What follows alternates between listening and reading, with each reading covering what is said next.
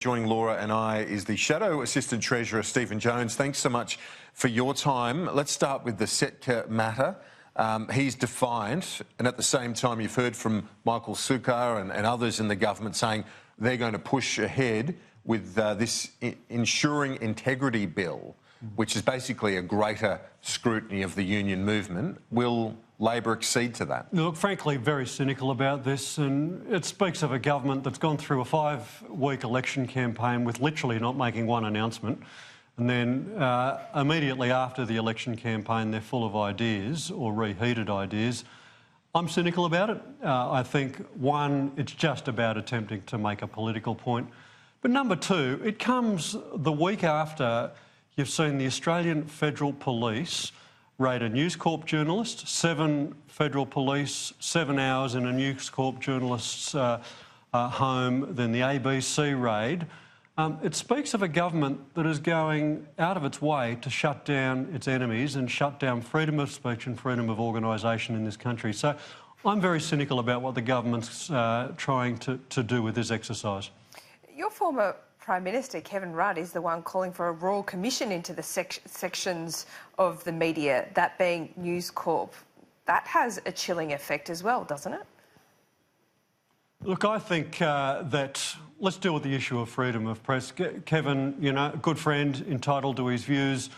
But I've got to say, I think the pendulum has swung too far, and recent events prove that. We've had a lot of debate about national security. We've had a lot of debate around press freedoms in this country. I think we need to look at some reforms. I agree with the calls for an inquiry.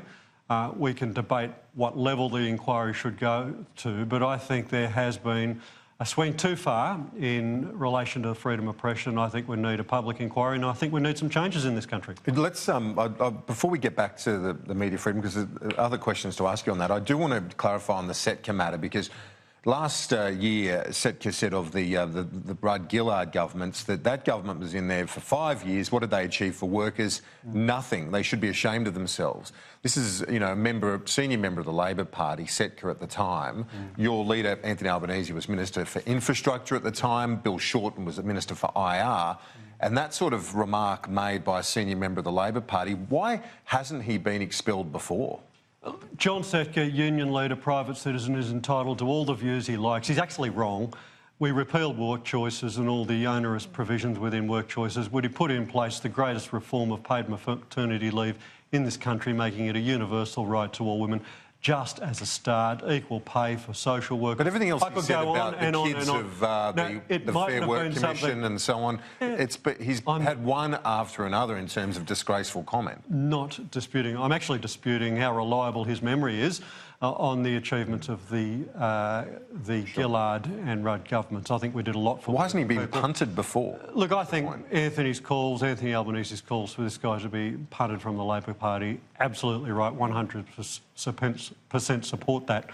Mr Setka's leadership of the CFMEU is a matter for the CFMEU. His membership of the CFMEU is a matter for the CFMEU, but his membership of the Labor Party is a matter for us, and I support the calls to have him removed. His comments are completely out of step with our values and I think mainstream Australian values. What about the union itself?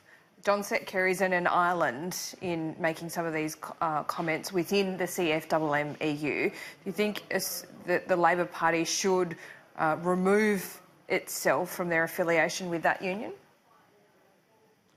Look, I think the CFMEU, there are many fine officials within the CFMEU, covers industries as diverse as the mining industry, the maritime industry. In fact, the areas where there's been controversy have been within the building and construction industry, and particularly in Victoria and that sector of the union. So I wouldn't be using a big fat brush to tar every member and every official within that union. Where there are problems, the full force of the law should be met upon them.